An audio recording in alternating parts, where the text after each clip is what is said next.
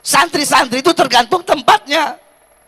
Kalau tempatnya tempat kemusyrikan, kenapa setiap nilai-nilai kebudayaan masa lalu bangsa saya, orang Sunda atau orang Jawa, selalu dimusyrikan, selalu dibikin identitas bertentangan dengan agama? tempatnya tempat banyak patung, kotanya kota kemusyrikan, kota maksiat. Misalnya kain pohon dikasih kain, terus problemnya apa?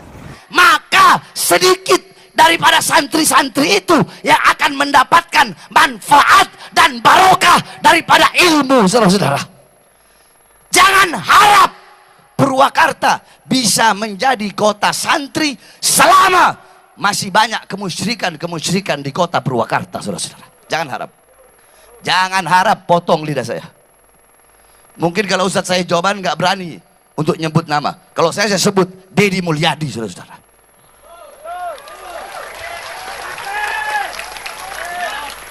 Gini loh, sirik mensirikan, sesat mensesatkan menjadi hal yang biasa sekarang kan. Setingkat Pak Quraisy aja disebut sesat kan. Setingkat Pak Mahfud MD saja disebut sesat. Gitu loh, setingkat Pak Mahfud MD loh itu. Kemudian setingkat dulu Cak Nur, pemikir besar Hasanah Islam Indonesia, itu juga disebut kafir kan? Gitu loh. Ya kenapa Jokowi aja saya sebut, apalagi Deddy.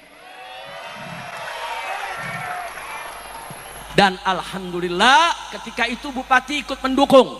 Bahkan ketika itu Pak Kiai setiap tahun Pak Bupati hadir ikut mendukung kegiatan ini, saudara. Ketika itu tahu Bupati yang sekarang, apalagi Gubernur yang sekarang, nah nggak tahu dah tuh urusannya.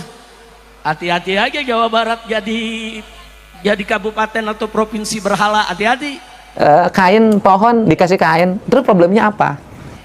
Ayo semuanya nih, hati-hati nih Jawa Barat, Jawa Barat, Jawa Barat. Bu, mana ibu-ibu? Bu, angkat tangannya bu. Hati-hati, ini di Jawa Barat nih sedang ada ala khatarin azim, sedang ada bahaya besar. Pengalaman di Purwakarta bagaimana saya dan kawan-kawan, para kiai, para ulama di Purwakarta, saudara, melawan habis-habisan agar Purwakarta tidak dijadikan sebagai kota berhala. Yang disebut menistakan itu apa? Orang menistakan agama itu, orang miskin lapar, nggak dikasih makan. Orang kayanya tertawa terbahak-bahak, itu menistakan agama.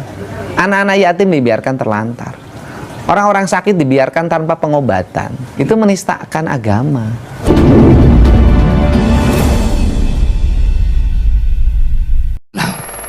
Kerusakan di mana-mana. Maka satu-satunya benteng bagi NKRI, baik masa sekarang atau di masa yang akan datang, benteng NKRI adalah para santri, saudara-saudara. Nah, santri-santri di daerah-daerah, santri-santri di tempat-tempat, itu tergantung tempatnya. Santri-santri itu tergantung tempatnya. Kalau tempatnya tempat kemusyrikan, kalau tempatnya tempat banyak berhala, tempatnya tempat banyak patung, kotanya kota kemusyrikan, kota maksiat, maka sedikit daripada santri-santri itu yang akan mendapatkan manfaat dan barokah daripada ilmu, saudara-saudara. Jangan harap Purwakarta bisa menjadi kota santri selama masih banyak kemusyrikan di kota Purwakarta, saudara-saudara. Jangan harap. Jangan harap potong lidah saya. Mungkin kalau Ustadz saya jawaban nggak berani untuk nyebut nama. Kalau saya sebut Deddy Mulyadi, saudara-saudara.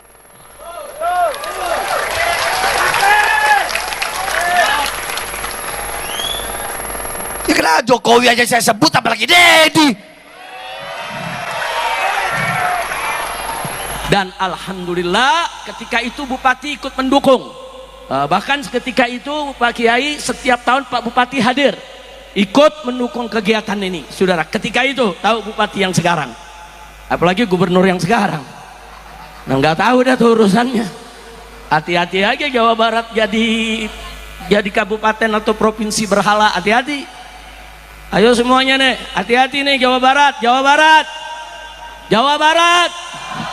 Bu, mana ibu-ibu? Bu, Angkat tangannya, Bu.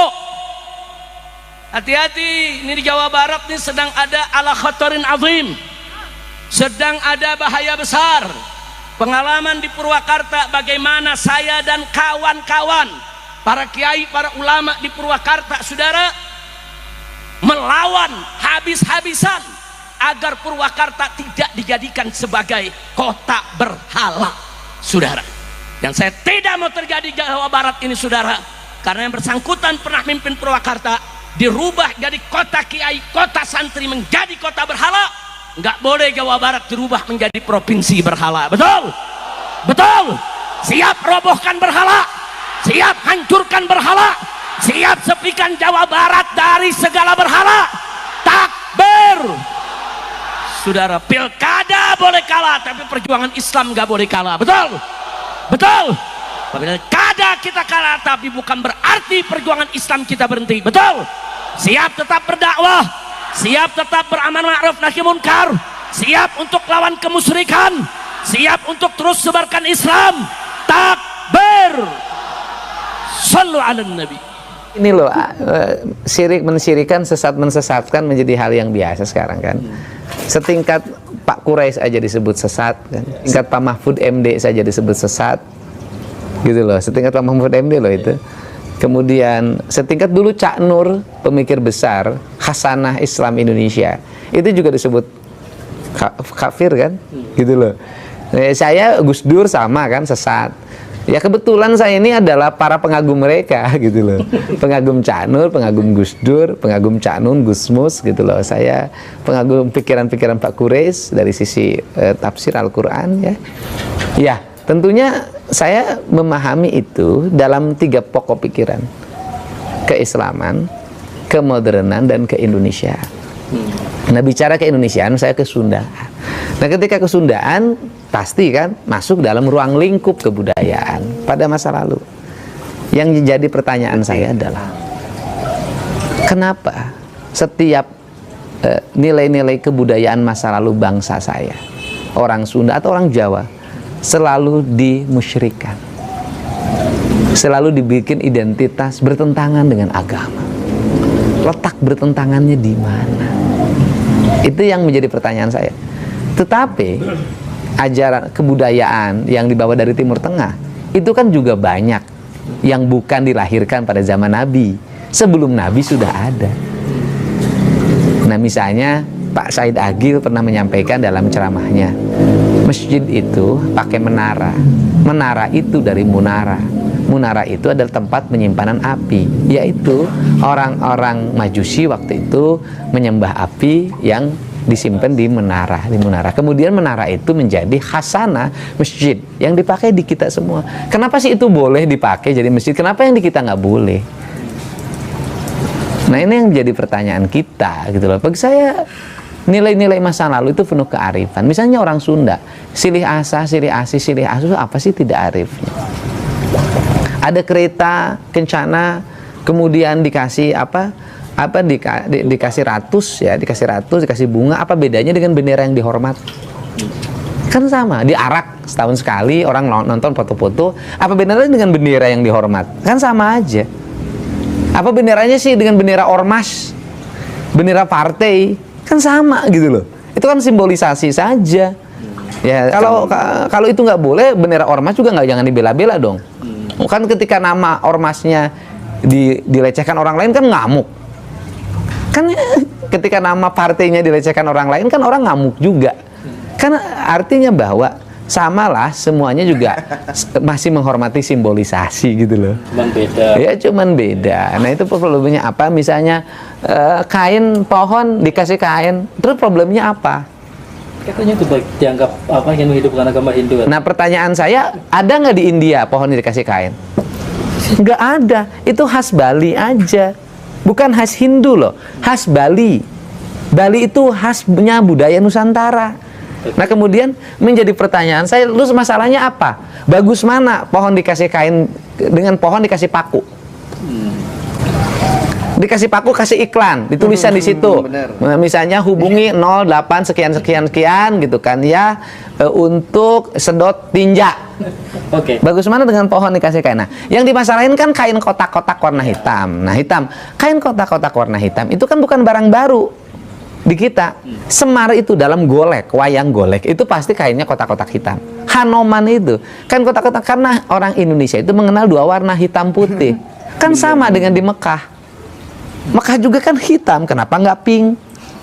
Kan artinya warna hitam memiliki makna filosofi, warna putih memiliki warna filosofi. Nah kemudian kotak-kotak, nah kalau kotak-kotak juga nggak boleh, papan catur juga nggak boleh.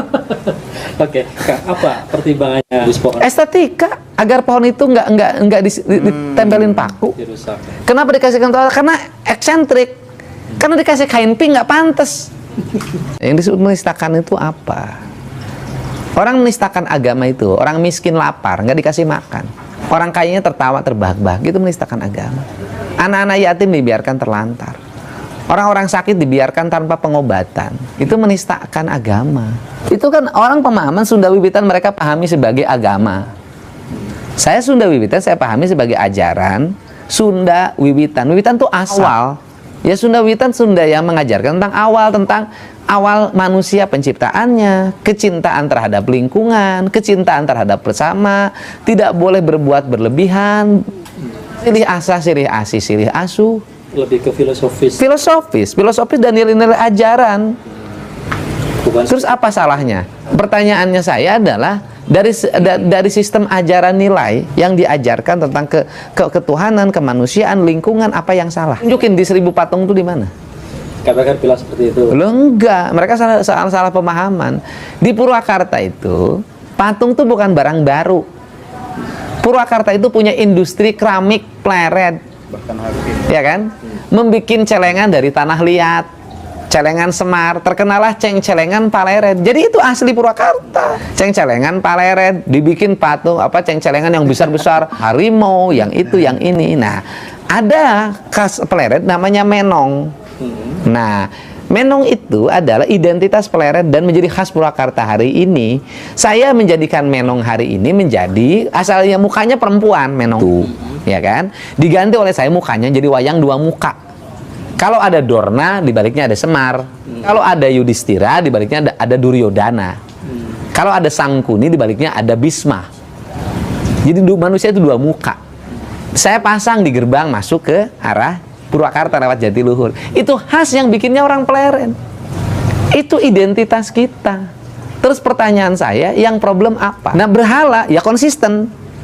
Kalau patung itu dianggap berhala dan tidak boleh, bikin keputusan yang menyeluruh untuk seluruh orang Indonesia. Dalam keputusan Kepres, dalam Perpres, dalam undang-undang. Karena saya bupati penyelenggara konstitusi. Pertanyaan saya adalah, kenapa sih kalau patung harimau Kodim nggak dimasalahin? Kenapa patung Lodaya di Polres nggak dimasalahin? Kenapa patung polisi nggak dimasalahin? Kenapa patung tentara nggak dimasalahin? Sepertinya memang. Nah di Jakarta patungnya lebih gede, patung Sudirman. Nah persoalannya kenapa sih patung yang gede di Jakarta yang dimasalahin, yang di Purwakarta yang kecil-kecil? Lah itu pertanyaan saya, kenapa sepertinya FPI Saya nggak tahu, sekali sama nggak tahu. sampai